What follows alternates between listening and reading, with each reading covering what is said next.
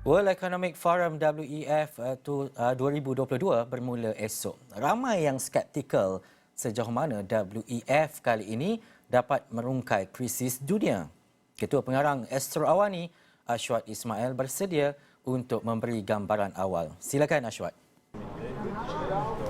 Besaran secara langsung dari Davos, Switzerland, golongan cerdik pandai, pemimpin dunia, pemimpin antarabangsa, pemimpin perniagaan akan berhimpun untuk membincangkan tentang pelbagai krisis dunia.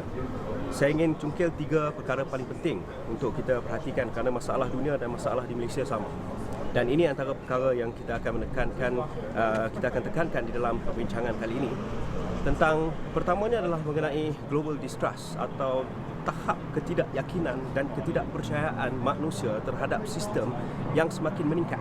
Kedua, krisis kos sara hidup dan juga krisis rantaian bekalan kerana pelbagai masalah daripada perang COVID-19 pasca pandemik. Kita harus bersedia untuk masuk era pasca pandemik, iaitu pemulihan dunia dan pemulihan ekonomi dunia. Dan yang ketiga, banyak perkara dah berubah. Cara hidup dah berubah, cara bekerja dah berubah kerana kemajuan teknologi, dan juga pada masa yang sama cara kita melihat sesuatu perkara itu sudah berubah kerana working from home dan the culture of flexibility atau fleksibel dalam bekerja itu semua dah kena ada.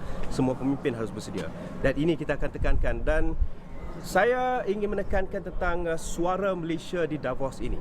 Dijemput khas oleh World Economic Forum, iaitu pengarah ekonomi di Pejabat Perdana Menteri, Saudara Sharif Hamdan, ada bersama dengan kita untuk kita faham suara Malaysia di Davos ini.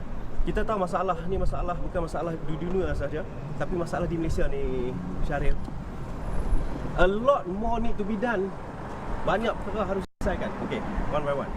Saya rasa World Economic Forum ni seperti biasa kita lihat tahun-tahun yang sudah, dia mengumpulkan tokoh-tokoh dan pemimpin-pemimpin korporat dan juga dunia. Tapi pada kali ini, pada saat di mana dunia mengalami ketidaktentuan dan krisis ekonomi yang mungkin paling teruk dalam umur kita kot, dalam pengalaman umur macam kita ni, Ashwat.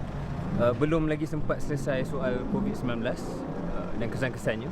Sekarang ni dibelenggu dengan inflasi dunia lebih 7%, nilai saham yang jatuh di banyak negara. In fact, dalam Amerika Syarikat sendiri 7 trilion yang dah hilang dalam tahun ini saja.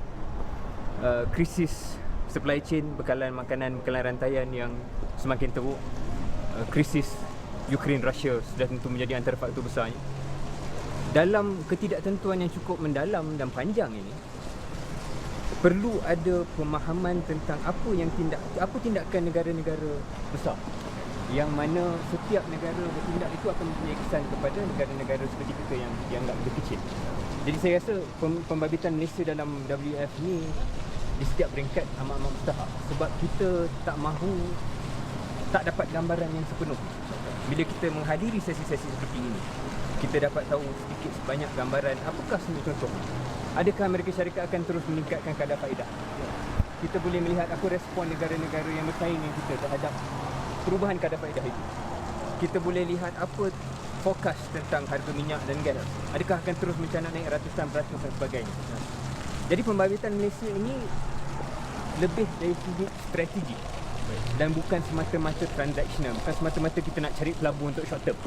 Untuk WEF ni lebih untuk kita memahami trend dan pola yang akan berlaku dalam 12 bulan yang akan mendatang, supaya respon kita, sama ada interest rate kita, sama ada kawalan inflasi kita, semuanya adalah berasaskan bukan hanya apa Malaysia nampak, tapi apa yang Malaysia nampak orang lain buat juga dan negara lain buat. Dari segi dasar, untuk kita buat keputusan yang bijak, kita kena dengar apa yang dilontarkan oleh pemimpin dunia dan pemimpin perniagaan, cabarannya. Tetapi satu perkara yang saya bimbang adalah mengenai global distrust atau global discontent, rasa tidak puas hati yang mencanak-canak, memuncak-muncak dalam kalangan manusia. Kebimbangan kita adalah ketidakyakinan terhadap ahli politik. Bukan saja di Malaysia memang ada masalah itulah, tapi seluruh dunia ada masalah yang sama. Dan kebimbangannya adalah ketidakyakinan terhadap ahli politik ini atau ketidakyakinan terhadap pemimpin ini akan evolve atau berubah menjadi ketidakyakinan terhadap seluruh sistem kerajaan dan sistem perniagaan dan sebagainya. Yang itu kebimbangan utama. Jadi macam mana nak selesai masalah? Saya rasa krisis keyakinan terhadap ahli politik konvensional, bukan sistem politik keseluruhan, sebab walaupun ada banyak distrust terhadap conventional politician, right? Tetapi sistem politik tu saya ingat rakyat sedunia memahami benda tu akan wujud. Nation states akan wujud, government akan wujud. Jadi soalnya bagaimana conference seperti ini yang pernah dilabel dan selalu dilabel sebagai eksklusif dan tidak memahami keperluan majoriti besar rakyat di dunia, kali ini seperti mana tahun-tahun yang kebelakangan ini cuba membuktikan bahawa mereka bukan hanya bercakap tentang profit, bukan hanya bercakap tentang keuntungan korporat, bukan hanya bercakap tentang sudut pandang elit-elit politik, tetapi perkumpulan minda-minda ini yang mempunyai kepakaran dan pengalaman yang besar ini tidak ditolak tepi, tetapi mencari respon yang paling sesuai untuk keuntungan paling ramai. Itu antara benda yang kita akan sentuh. Esok persidangan ini bermula, kita akan dengar ramai golongan cerdik pandai mengutarakan hujah, mencari penyelesaian. Sebagai contoh, kalau kita lihat belakang kami ni, Medical Psychedelic House of Davos ini, dia beri ruang untuk kita faham benda-benda baru seperti macam bagaimana untuk menghalalkan cannabis contohnya untuk perubatan. Jadi kita masuk tengok. Sekejap lagi kita boleh masuk tengok. Jadi itu sahaja buat masa ini. Kita beri gambaran awal. Najib Aruf, editor Niaga Awal ni, bersama dengan pengarah strategi kumpulan KRA Amir Farid akan sentiasa bersiaran. Kita akan berada di sini sepanjang minggu untuk membawakan perkembangan dan juga analisis mendalam. Paling penting sekali, bagaimana untuk merasakan relevannya kepada rakyat jelata di bawah sana, bukan sahaja di Malaysia tetapi di rantau ASEAN. Saya Ashraf Ismail, Astro Awani, Davos. Thank you, Pat. Thank you, Syarah. You